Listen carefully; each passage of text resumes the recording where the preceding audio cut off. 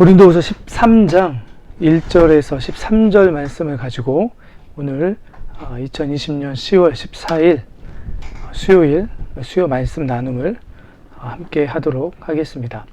말씀은 고린도후서 13장 1절에서 13절입니다. 지난 13일에 부모의 자녀 체벌을 원칙적으로 금지하는 내용의 민법 개정안이 국무회의를 통과했다고 합니다.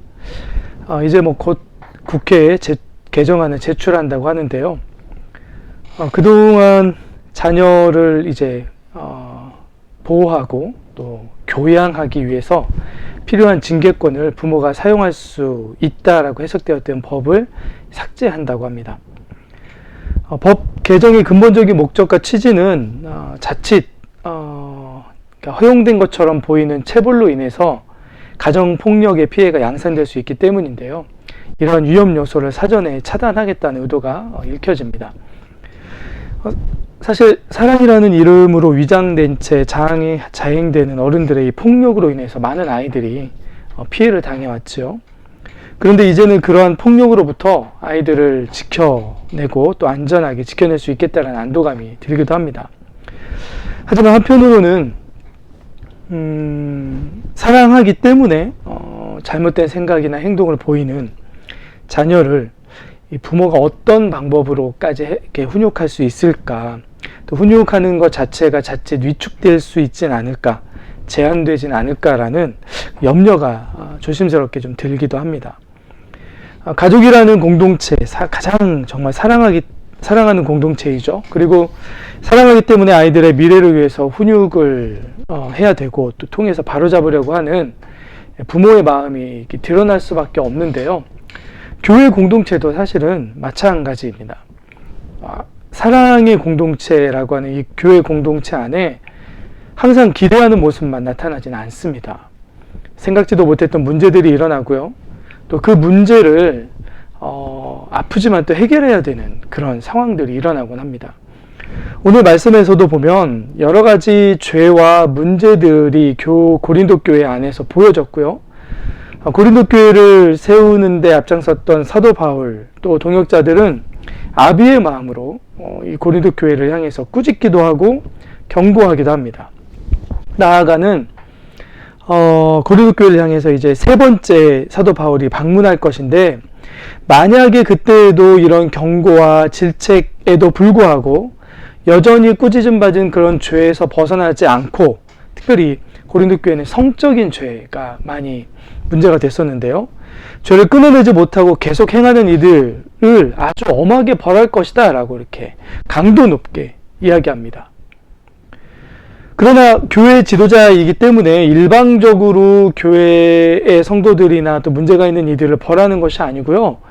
감정에 휘둘리지 않기 위해서, 일방적이지 않기 위해서 바른 방법으로 하기 위해 말씀에 맞게 움직이려고 노력합니다. 그리고 징계 그 자체보다는 오히려 징계에 대한 경고를 함을 통해서 징계를 거치지 않고 문제가 바로잡혔으면 좋겠다라고 하는 마음을 이렇게 표현하면서요, 징계가 내려진다 하더라도, 설령 징계가 내려진다 하더라도 그것을 통해서 한 성도가 죄로부터 벗어나서 치유되고 좋아져서 보다 성숙한 성도가 되게 하는 것이 목적이다라는 것을 분명하게 말씀합니다. 사랑의 하나님께서 예수 그리스도를 통해서 보여주신 가장 큰 사랑으로 세워진 교회 공동체이지만, 때로는 그 안에 이렇게 발에 박힌 가시를 빼낼 때의 그 아픔처럼 죄와 악에 대해서는 단호하게 대처해야 합니다. 그래서 교회 안에는 원래 이전부터 칠의라고 하는 징계를 할 수 있는 권리가 기본적으로 이렇게 주어졌습니다. 그래서 이단이나 또 다른 죄나 분열이나 이런 걸로부터 교회가 오염되지 않을 수 있도록 막아낼 수 있도록 했던 거죠. 그런데 그런 어떤 권리의 중심에는 늘 이 사랑이 덮여져야 되고, 사랑 안에서 행해져야 된다고, 행해져야 된다고 성경은 분명하게 말씀합니다. 그러니까 사도 바울이 사실 이렇게 말하고 있지만 이렇게 합리적이고 성경적인 징계를 말하는 것 자체가 고린도 교회의 성도들이 받아들이지 않을 수 있는 사실은 그런 상황이었습니다. 징계 자체가 의심받을 수 있는, 또 받아들이지 않을 수 있는 그런 처지에 놓여 있었는데요.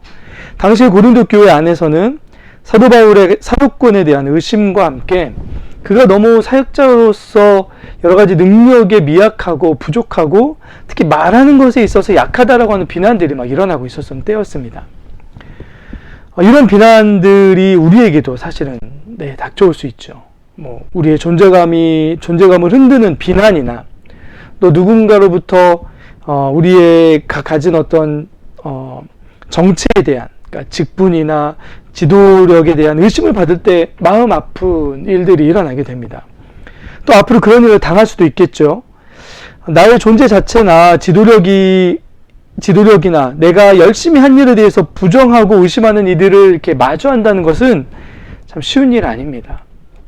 너무 약하다, 너무 못한다, 자격이 있나, 의심스럽다라는 말을 들을 때마다 여러 가지 복잡한 마음이 우리 안에 일어날 수 있죠.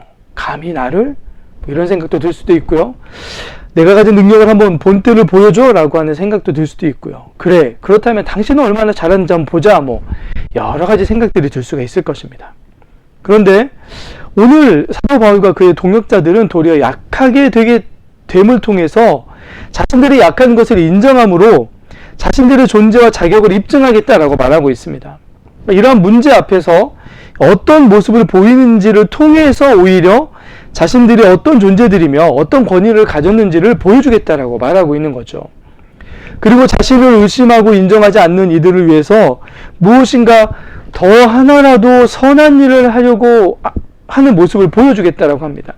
이런 모습이 사실은 실제적으로는 죄악에 있으면서도 자신들의 문제는 눈 감은 채 다른 이들의 작은 실수나 부족함을 부풀려서 비난하는 이들에게 보일 수 있는, 그리스도인으로서 보일 수 있는 가장 강력한 모습이다라고 하는 것을 자신들이 보여주겠다라고 말씀하고 있는 거죠. 사도 바울은 예수님께서도 이렇게 나약한 모습으로 십자가에 달리셨지만, 예수님이 십자가에 달리신 모습을 보면 나약한 모습이지만 하나님께서 죽음을 이기고 부활하게 하신 큰 능력을 보여주셨다라고 하면서 같은 모습을 고린도 교회에 보여줄 것이다 라고 말씀합니다. 약한 자이셨지만 강한 분이 우리 주님이셨던 것처럼 우리들도 약한 자이지만 강하게 하시는 분이 우리 주님이십니다.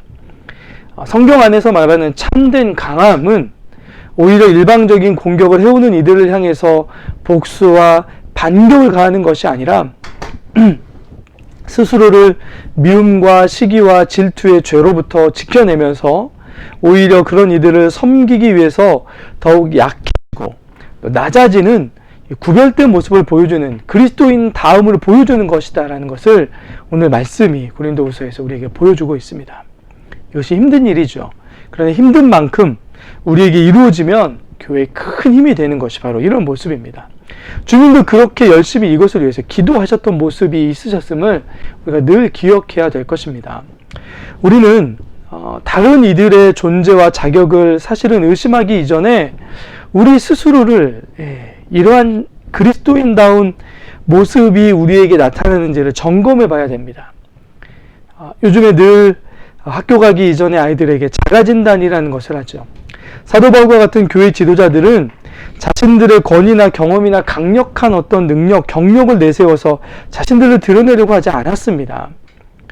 도리어 조심스럽게 자신을 의심하고 비난하는 이들에게 우리가 정말 그리스도인으로서 진단받을 때에 합격할 수 있는 이들인지가 중요하다라고 말하는 거죠. 그러니까 누군가를 비난하기 이전에 우리가 정말로 참다운 그리스도인인지를 주님 앞에서 진단받아야 되고, 그 진단받는 기준이 무엇이냐면 예수 그리스도에 계시는지 그렇지 않은지가 더 중요한 진단 기준이고, 우리가 그것에 맞추어서 그 시험에 통과할 수 있어야 하는 것이 더 중요한 일이다라는 말씀을 해주고 있는 거죠.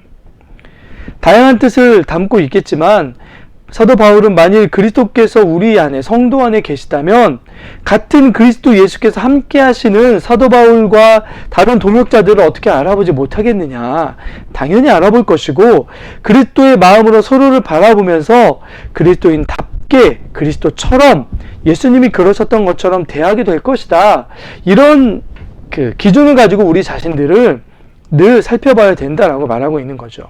그래서 그 점검에서 합격하지 못하는 이들이 혹여나 있다면 그들에게도 예수께서 함께 하시는 참된 거듭남을 경험하게 되어서 또 은혜로 회복하게 되어서 닫혔던 영적인 눈이 띄어짐으로 자신들의 허물을 먼저 보게 되고 다른 이들의 영적인 은사와 선함을 발견하게 될 것이다 라고 하는 말씀을 해주고 있습니다. 그래서 사도 바울은 그것을 정말 이렇게 진정하게 소원하고 소망하면서 이 말씀 먼저 우리가 믿음 안에 있는지를 스스로 시험하고 그것을 확증하라 라고 오늘 말씀에 몇 절이죠? 4절부터 그렇게 우리에게 보여주고 있는 거죠. 여러분, 교회는 어쩌면 완성된 사람들의 모임이 아니라 배양소, 또 인큐베이터 같은 곳이라고 할 수 있을 것입니다. 미숙하고 부족하고 어리석고 어쩌면 함량 미달인 것처럼 보이는 우리들이 교회 안에서 영적인 호흡과 영적인 양식을 먹고 훈육받으면서 자라나게 되는 거죠. 교회 안에서 성도는 온전해져 가야 됩니다. 교회는 그렇게 성도를 온전하게 만들어내는 공동체입니다. 온전해진다는 말은 완전해진다는 말이 아니고요. 완전한 이들만이 함께하는 것이 아니고 부족하고 모자라고 흠이 있는 어리숙한 우리들이 그리스도의 공동체인 교회 안에서 오늘 온전해진다라는 말의 뜻에는 치유받는다, 치료받는다, 그래서 낫는다라는 뜻이 있거든요. 우리 안에 여러 가지 문제들이 있을 수 있습니다. 그것을 말씀을 통해서 성령의 은혜를 통해서 치유받고 치료받아서 점점 성숙해져 가는 공동체, 그것이 바로 교회 공동체이고 그런 이들이 바로 성도들인 거죠. 이런 모습이 우리 주님께서 교회 공동체 안에 모든 성도들을 통해서 기대하시는 모습일 것입니다. 그리고 이렇게 온전해진 이들 안에서 온전한 관계가 이루어지고요. 이런 온전한 관계가 이루어지면 우리 안에 참된 기쁨들이 일어납니다.